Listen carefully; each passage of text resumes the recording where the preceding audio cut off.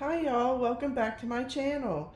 Today we're going to be working on my project 1776 for Roxy's Journal of Stitchery Volume 4 Treasure Hunt. And the prompt that we're working on today is prompt 11, weaving. Before we get to that, I want to show you some things I've done in the meantime. I did not make a video for prompt 10, which was words, because I only had this one little bit I wanted to do. It says, "She believed, so she did." And this is a pretty important quote to me. There have been some struggles in health in the past that we had to persevere in, and it's this quote that kind of got me through that time. And I also came through here on the tan stripes for the shield and just did a little lazy daisy stitch on a stem to kind of bring in a little more lightness into this area, and added a pin. I've also gone through and just added a few more little features here and there to try and finish up the project. I did my signature over here, but the real issue is, where am I going to do weaving? And really, these two spaces are what I have left. And I kind of have an idea of what I wanted to do there, so it's really hard to sacrifice them for something else. And I also have, we have one more prompt. So these spaces, I feel like if I'm going to do it, I'm going to only do a weaving right here on this side, because I feel like it would just be too overcrowded over here, and we still have prompt 12 to contend with. I have some spaces, like I have this area here with the George Washington fabric, and I would like to do some slow stitching here in the background, but I don't know if that's going to fall into our prompt for number 12. And the other project I have is to thread paint this piece of toile fabric here. But y'all, you know what? Woo-hoo-hoo. What if, okay, let me move this over and see, hopefully you guys can see this. Let me just pop up and look. Hold on. Let me get you, I'm going to try to zoom in. All right, I'm back. Little technical difficulty on the zoom in, but let's talk about this toile, because where's the pen? Let me find I want a dark one. Okay, I'll go with the pink one. Okay, look right here on this little girl's skirt. We have this kind of skirt overlay right here. I'm just trying to sketch it out here so you can see what part I'm talking about.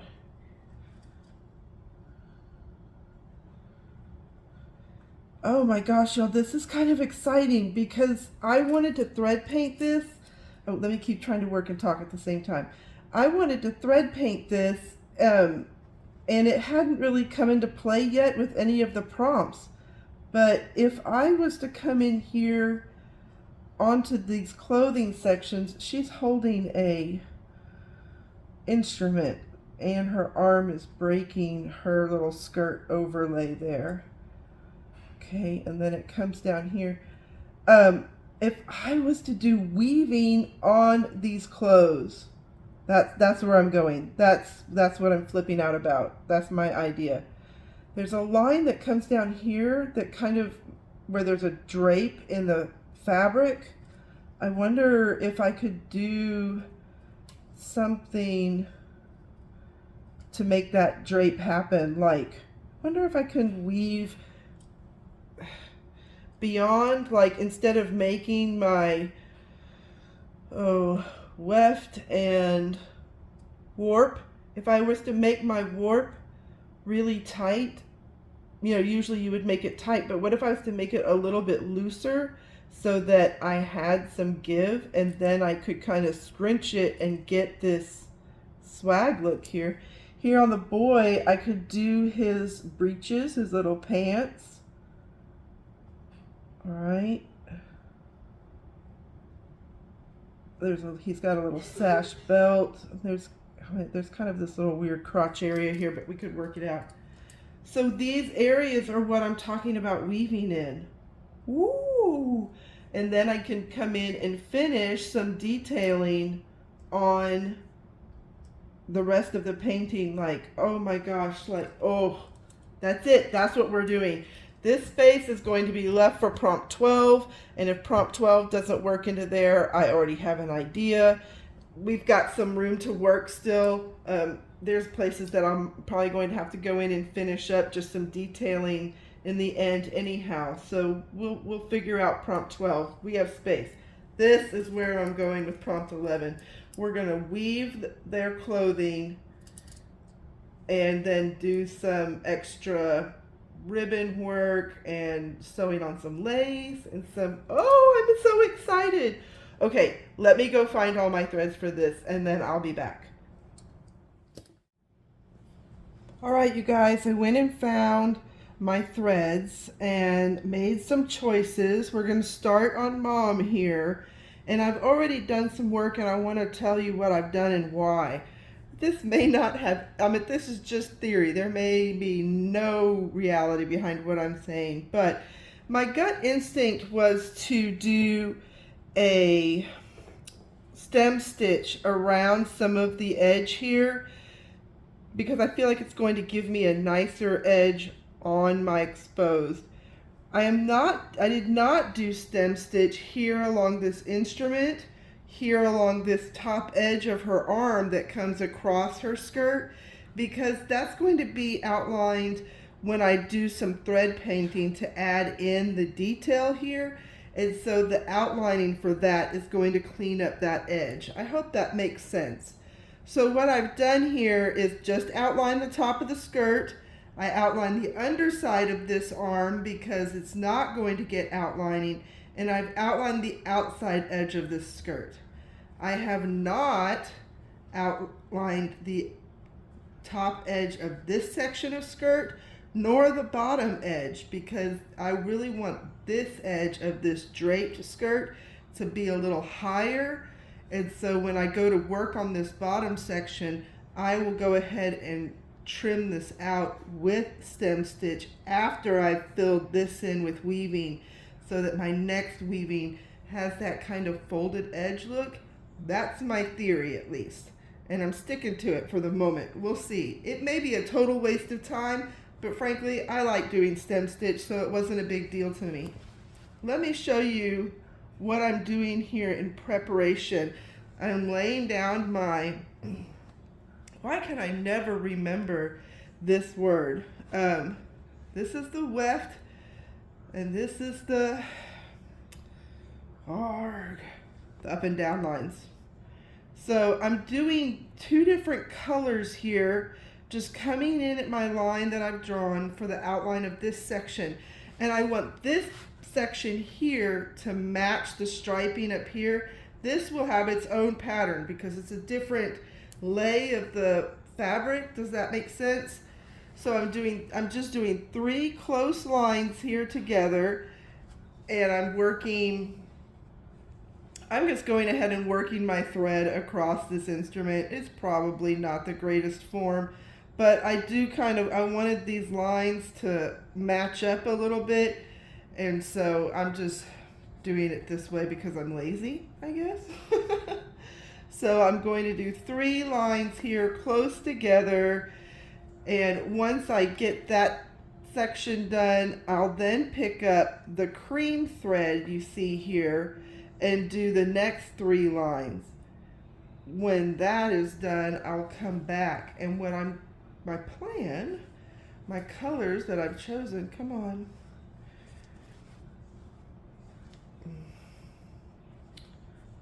Okay.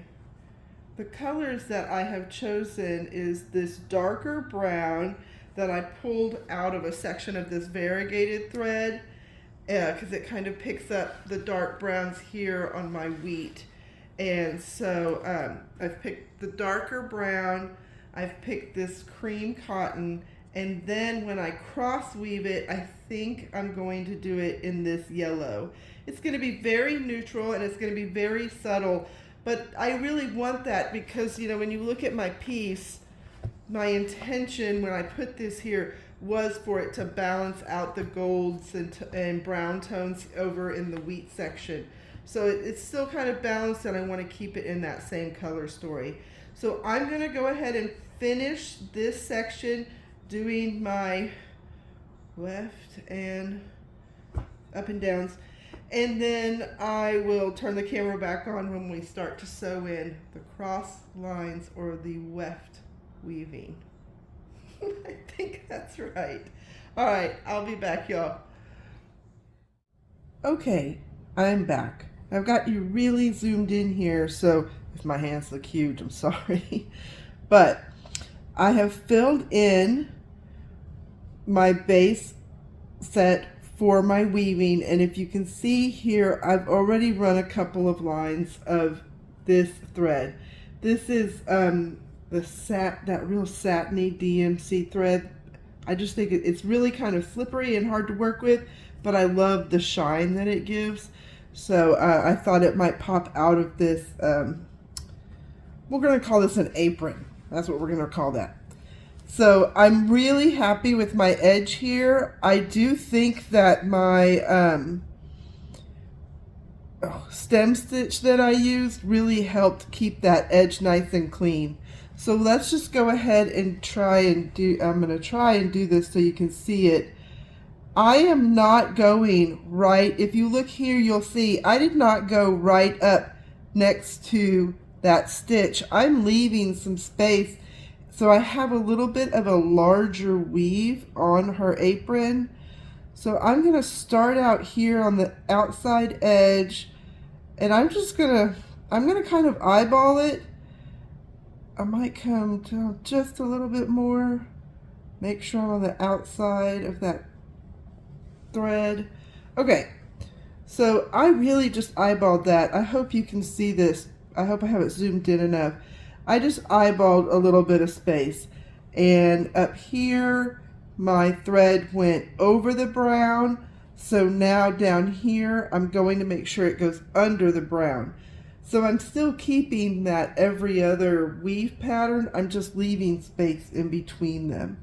So I'm using the eye end of my needle so that, in hopes that it will help me get under the threads without splitting them.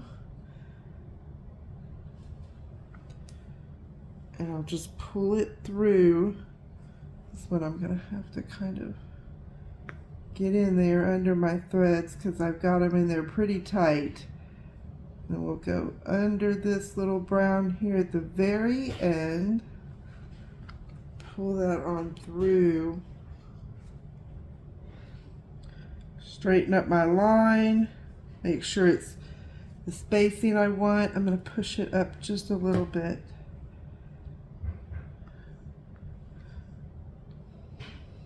Push that up just a little bit, and then go ahead and set the stitch, or set that line in by putting in a stitch. And I'm just going to go down, and then, you know, most people I think out there know how to weave at least a little bit, so I'm just going to again eyeball this, come in at my edge. This time I'm starting here by the cream, which I went over it. So now here I'm going to go under it and go back in the other direction. It's pretty elementary. Now, where it's going to get a little challenging, and I might have to do a little problem solving because of the shape that I would like to achieve. I'm sorry, I'm working this with my left hand, so I'm probably covering up what I'm doing, but that's the only way I know to go in the other direction. Let me just finish this, and then we're going to talk about some engineering issues, if you will. So see, it's very subtle, but it's definitely leaving a weave, and I'm pretty happy with it. I think it's going to look great in the end, but pull that through and set it. Okay, when I come down to this section of her apron, I'm going to, you know what, let me just end this and let's just go do it. So we'll just do it together and then go from there. So far, I've kind of just been working in a traditional, from top down weaving. I'll just come back to that in a little bit. But on this part at the bottom, because it has a curve in it, I think I'm going to start here at the top and follow this curve as much as I can, so that it kind of maybe gives that illusion of the fabric dipping down there and kind of creating that bowl effect. So let's just see. Let me just quit moving my hands around so much. Come on up here to the point. I'm going to go with an understitch because I think it looks better. I'm going to turn this around also because it's just easier for me to work the other way. All right, let's see if we can make this work. We're going to start up here at this high peak and go, let me use the eye end. We're going to go under these two very tiny little stitches I made in the cream and just do our standard over under.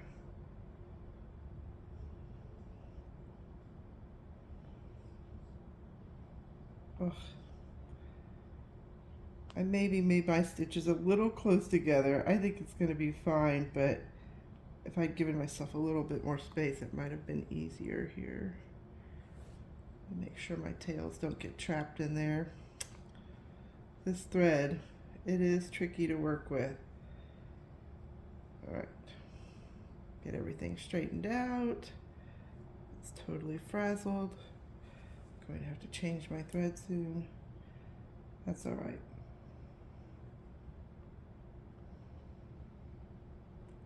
Okay, coming up on the end, going under these last little cream stitches here at the end. All right, we're all the way there. So now I'm just going to take my needle and I'm going to push this line that I just created down to follow that curve. A little bit like that. Push it a little bit more there. Set that line.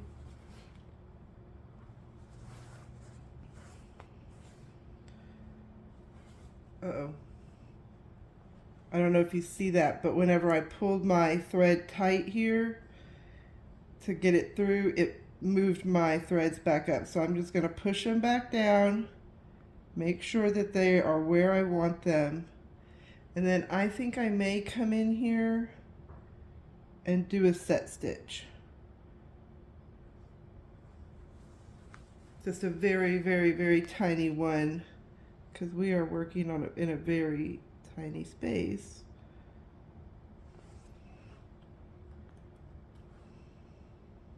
I'm just going to check my thread one more time because it's moved again. That may be a problem.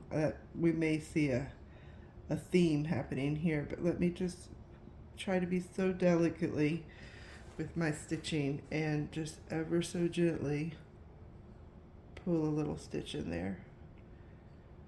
All right, now I'm going to come up, and this time I am going to go over the cream.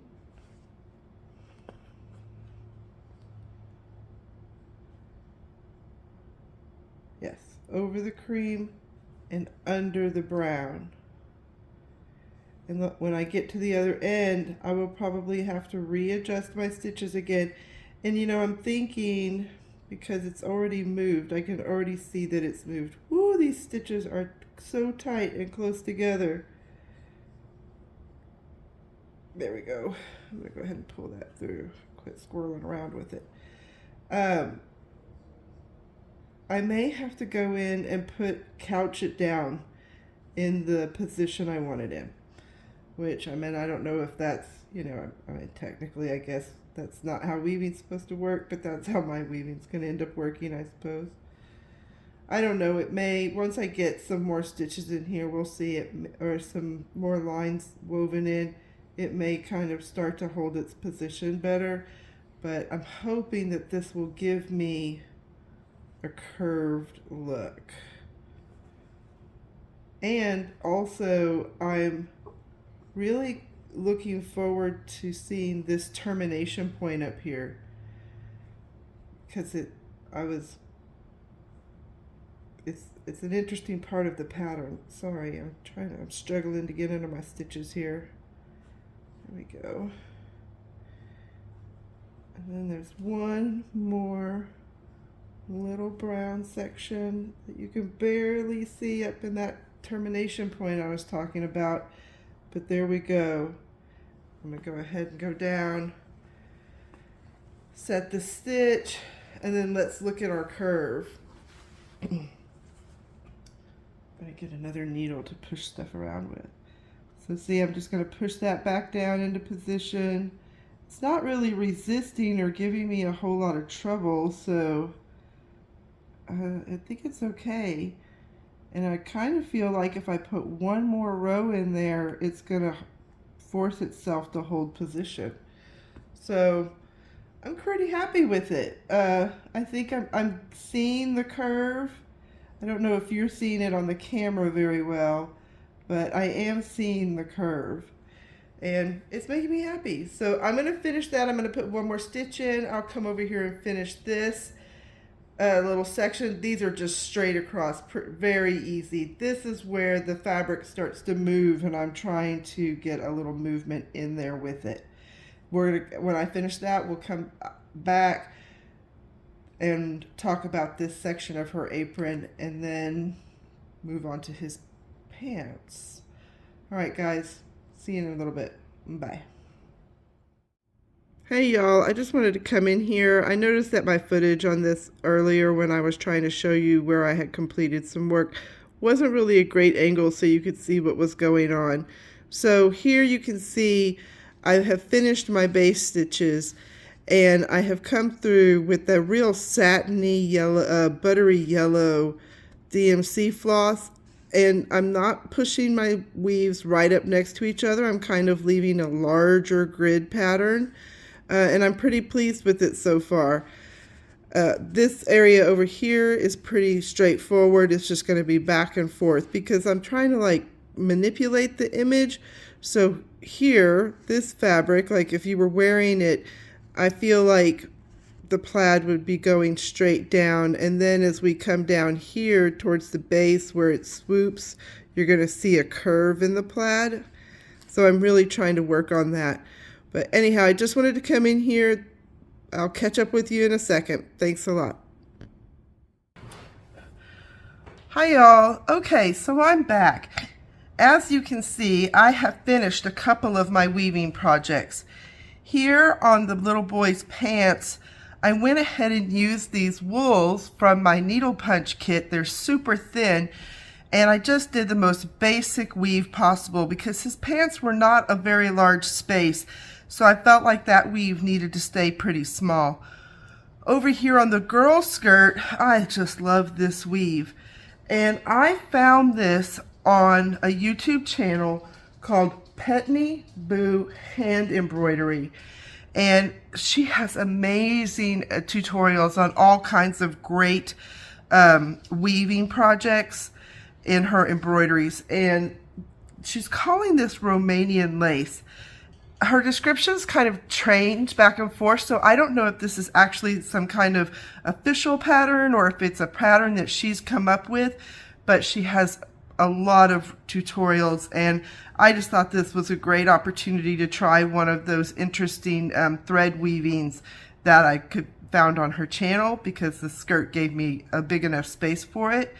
And then here I am ready to start working on the draping of the woman's skirt, and my plan for that is to take this vial of beads here and set it there, and then as I'm stitching in my support stitches here, I will get some extra thread so that then when I weave in my weft stitches, I'm hoping that I can get this drape, and just by doing some tacking down, I will actually get physical drapes in my weaving.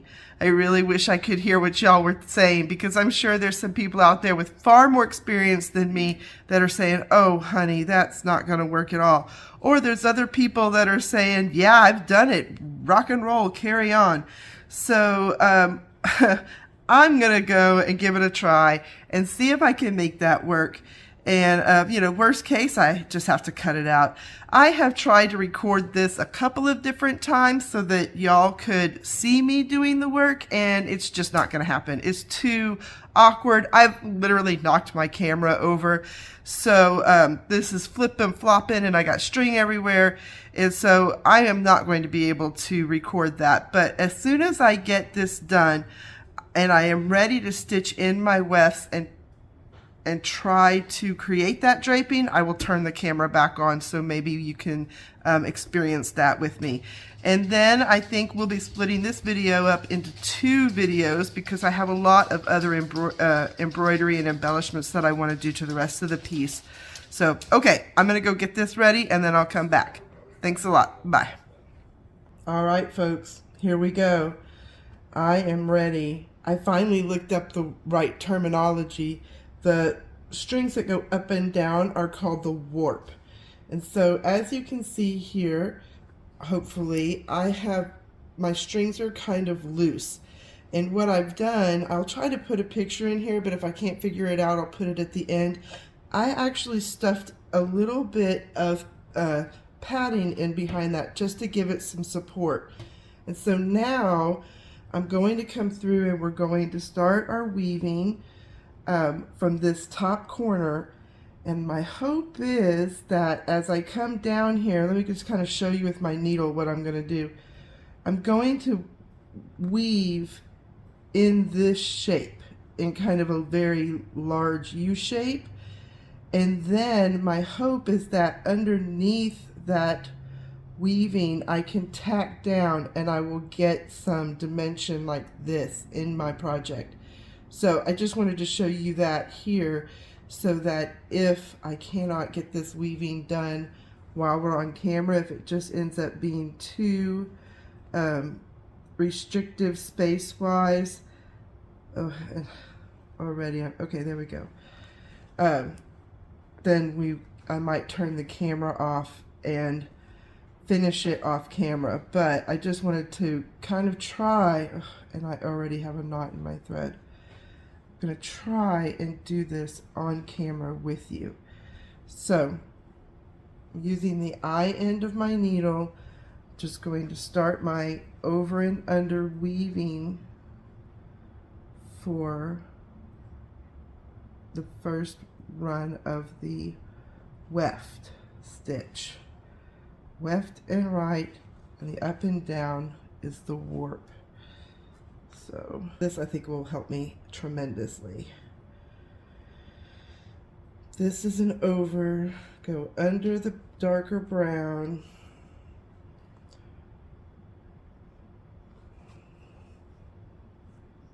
So I hope that you have been successful with your weaving project. We're coming so close to the end. It's super exciting. But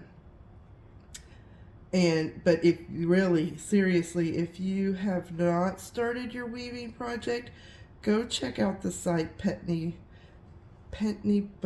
Boo. I'll put the link in the bottom for you, because she just has some amazing weaving patterns in there, especially for the thread weaving. Like, I don't think you could do it with fabric weaving. Sorry, I'm having to go through these so slowly, but I just want to make sure that I hit the threads correctly. Put all this energy into it, and I want to blow it now by going too fast. Oh.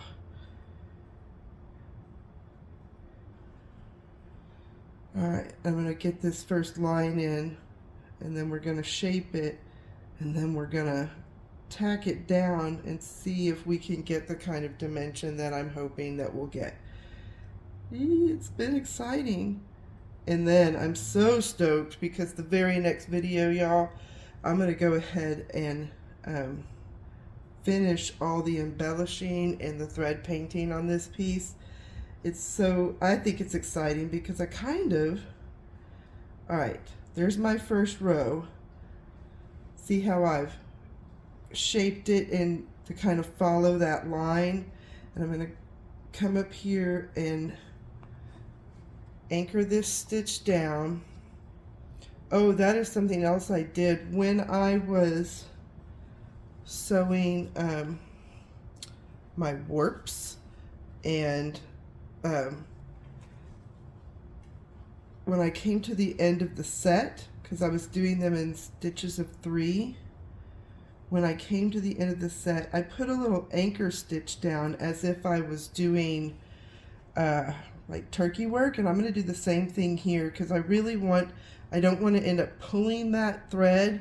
I'll probably have to come back and reshape it a couple times, but I don't want to lose any of the thread that's there, so I'm just going to put one of these little anchor stitches down as if I was doing turkey work, so that's the thread that's there. It might move up and down in my warp, but it will not oh,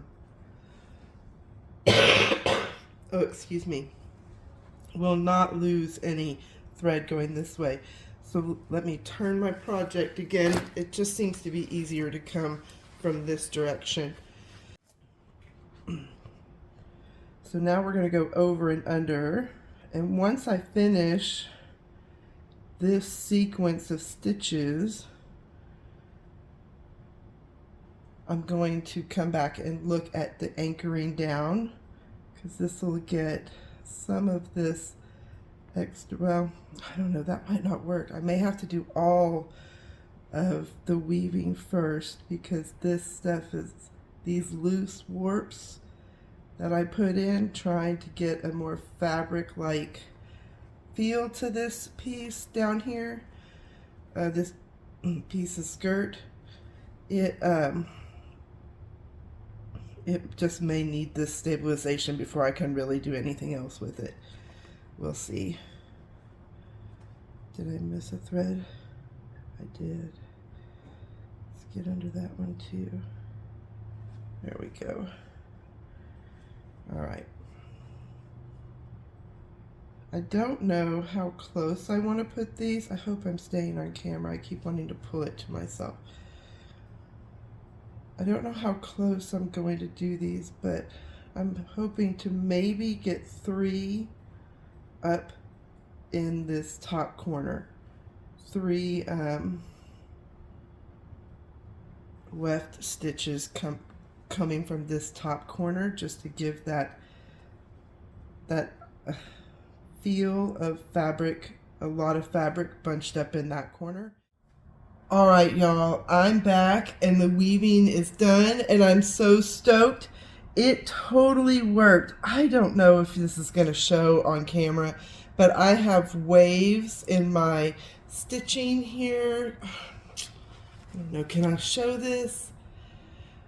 There's dimension. It looks like the fabric is folding on itself. It turned out exactly the way I wanted it. And then I finished it off right here. If you look here on the original fabric, it might be hard to see. There's a little tassel hanging off the edge, like this fabric has been tied. So I just took 2 strands of each of the 3 colors I used, did a little turkey stitch, turkey work stitch, and made a loop, and then did a French knot to tie it all down, cut the ends off to make this little tassel, and I am so pleased with it. 3 different weaves, and this project, I am excited. I knew what I wanted to do. I knew I wanted to do some painting, stitch painting on here, and so, but I didn't really have a good solid idea. And then when I was fretting about having to do the weaving up here in my blank spots that I really want to do something else in. But I discovered this area, and now I have like a whole vision for this. I can't wait. I hope you come back into my next video, because it's not going to be weaving, and it's not even really going to be prompt related probably, but it's going to finish this section of my project, and I'm going to do a lot of fun stuff. So I hope you come back. All right, this wraps up prompt 11 for 1776. My next video is probably actually going to be weaving for my untitled project. Then I will come back and finish this, and it will probably be a separate video from the prompt. I just have no idea what the prompt is going to be. So we'll see how this goes, but we're going to come back and finish this in the next 1776 video for sure. Whether it will be prompt 12 or not, I don't know, but we will see. All right, y'all, thank you so much. I hope you enjoy this, and I hope you come back to see what I'm going to do next. See you next time. Thanks a lot. Bye.